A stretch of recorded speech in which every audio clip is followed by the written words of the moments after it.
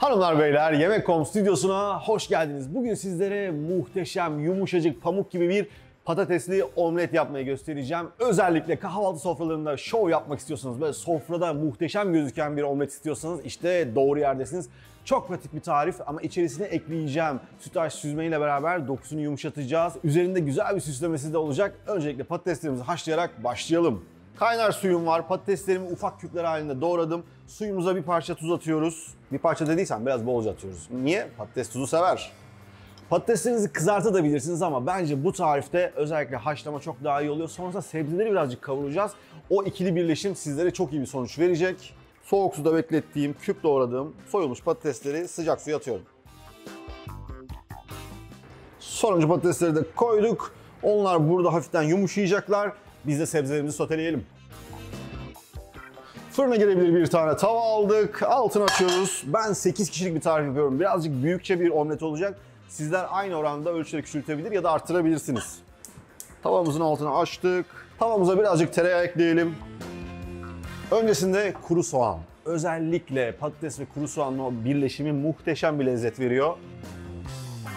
Bir tane orta boy kuru soğanım var. Sonrasında içerisine biraz da ıspanak ekleyeceğim. Sizler dilerseniz burada yeşil biber, maydanoz, kırmızı biber ne isterseniz, ne kadar sebzeyi arttırırsanız aslında lezzete de o kadar ekleme yapmış oluyorsunuz. Son olarak da birazcık taze soğan ekleyip farklı bir doku katacağım içerisine. Ne ekliyoruz? Yine biraz tuz.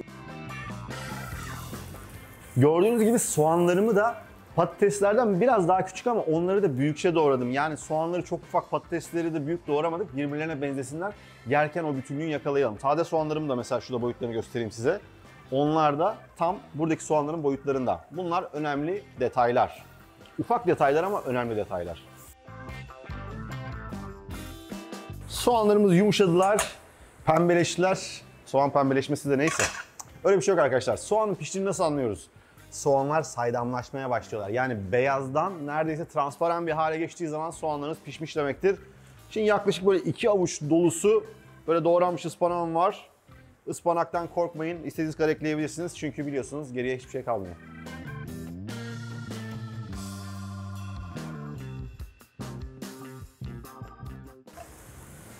Diyeceksiniz ki şimdi kahvaltıda hangi baba yiğit kalkıp bunu yapacak? Bence yapan alkışı alır. Öyle söyleyeyim size. Gördüğünüz gibi ıspanaktan eser yok şimdi. Hafiften karabiber ekliyoruz içerisine. Son olarak taze soğanları içeriye. Hafiften karıştırıyoruz. Altını kapattık. Patateslerin pişmesini bekliyoruz. Ortalığı topluyorum.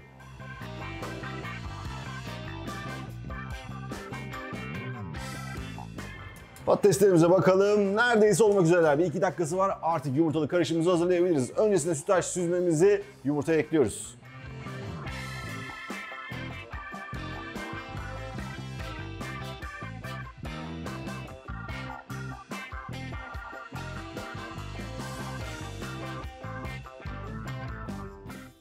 Şimdi diyeceksiniz ki neden 2 tane süzme koydun?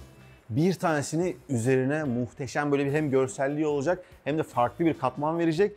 Diğerini ise doğrudan yumurtaya ekleyip içerisindeki o yumuşaklığı arttıracağız. 8 tane yumurtam var ama şimdi içlerinden bir tanesinin sarısını çalıyorum. Nereye? Yan tarafa. Orada farklı bir karışım yapacağız. Elimi yıkayıp geliyorum. Şimdi bir tane çırpıcıyla sütlaç süzmeyi yumurtalara yediriyorum.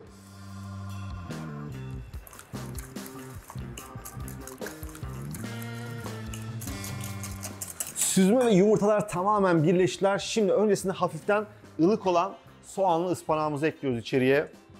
Bir anda sıcak patatesleri eklerseniz yumurta pişer ama şu anda bunlar bayağı ılındılar. Rahatça ekleyebilirsiniz. Tavayı yeniden kullanacağız. Eğer ki fırına girebilir tavanız yoksa bu karışımı yapıp güzelce yağladığınız bir kek kalıbında da pişirebilirsiniz. Aklınızda bulunsun. Artık çırpma teline ihtiyacımız yok. Karıştıralım güzelce. Of. Yalnız soğanın o böyle tereyağıyla pişmiş kokusu bir anda ıspanakla da birleşince muhteşem bir hal aldı. Bakalım hafiften yumurtalar ılınmaya başladılar. Neden? Bir anda dediğim gibi sıcak patatesler içeriye girerse işler kötüleşir. Sakin olacağız ama patatesleri de soğuk eklemeyeceğiz. Hafiften süzüyoruz. Suyuyla değil, mutlaka buharı geçsin. Size patatesin pişmişlik derecesini de göstereyim. Bakın hiçbir böyle parlak kısım yok, tamamıyla mat. Neredeyse yumuşamaya başlamışlar. Yumurta fırında çabuk pişecektir. Patatesler çok uzun sürede pişeceği için patateslerin mutlaka öncesinde tam pişmiş olması gerekiyor. Yavaş yavaş bir yandan karıştırın, yavaş yavaş da patates ekleyin. Isıyı bir anda arttırmayın. Dediğim gibi ufak püf noktaları yaparsanız mükemmel olur. Yapmazsanız yine bir patatesli omletiniz olur ama bu kadar şahane olmaz.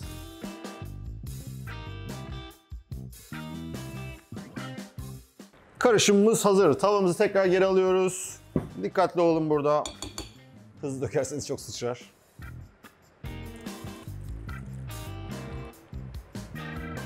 Sıyıralım güzelce.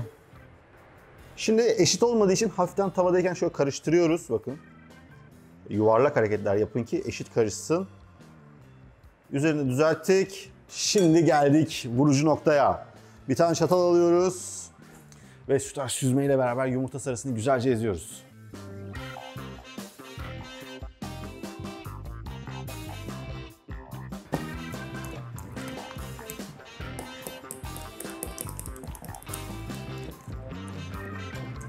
Yumurta sarısı ve süzmeyi hafiften krema kıvamına getirdik. Şimdi spatula alalım, güzelce sıyıralım. Ziyan yok. Yalnız kıvamına bakar mısınız? Adeta bir pastacı kreması kıvamına getirdik. Şimdi ufak bir kaşık alalım.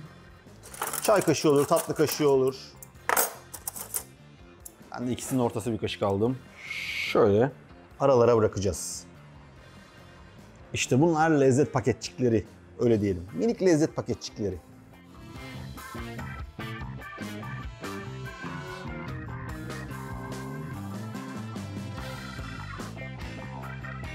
Son kaşığımızı da bıraktık. Ortalık nasıl şenlendi ama değil mi?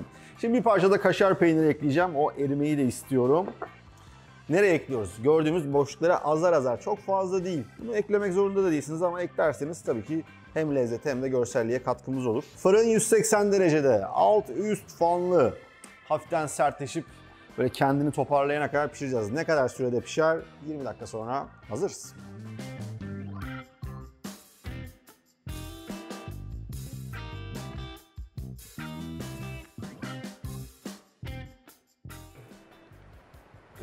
Muhteşem bir koku çıktı dışarıya.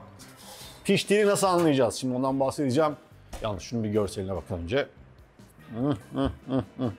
Sofraya böyle bir şey geldi. Hafiften böyle salladığınız zaman ortasında bir yumuşaklık hissetmiyorsanız işlem tamam demektir. Ama hala fazla oynuyorsa yumurtanın biraz daha pişmesi gerekiyor demektir. Bizimkisi muhteşem oldu. Bunu ne zaman yiyeceğiz?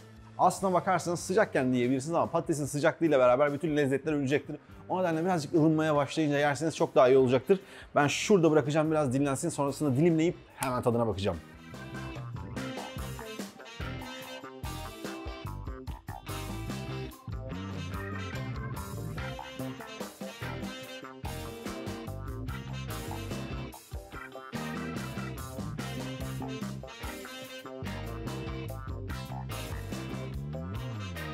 Size ne demiştim? Yapabileceğiniz en güzel patatesli omlet. Bakın anlattığım her şeyi omletin içerisinde de görebilirsiniz. Öncelikle patateslerimiz tam pişmiş, hiçbir yapışık değil, birbirine birleşik değil.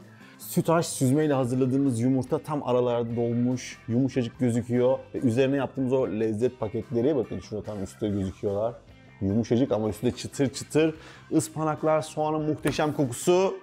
Sıra geldi tadına bakmaya ve ben bunu yerim. Bakın, bu arada kesiliş falan muhteşem. Yine ağzıma layık ufak bir parça kestim. Bayağı büyük. Kokusu çok güzel.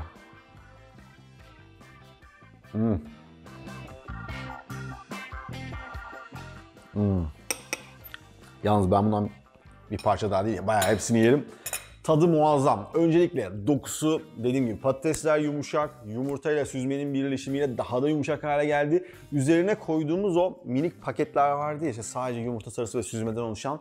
Onların üstü çıtır, içindense daha yoğun bir süzme tadı geliyor. Ispanaktan gelen, soğandan gelen muhteşem aromalarsa kesinlikle bu omleti dengeliyor. Yanına sadece birazcık domates, salatalık, zeytin, dilerseniz çay ya da benim gibi kahve seviyorsanız kahveyle beraber ılık olarak, sıcak olarak tavsiye etmiyorum ama özellikle ılık olarak, hatta soğuk olarak bile tüketebilirsiniz. Bence muazzam oldu. Bu tarifi mutlaka deneyin. Kanala abone olmayı unutmayın. Videoyu beğenmeyi de unutmayın. Bir sonraki tarifte görüşmek üzere. Bay bay.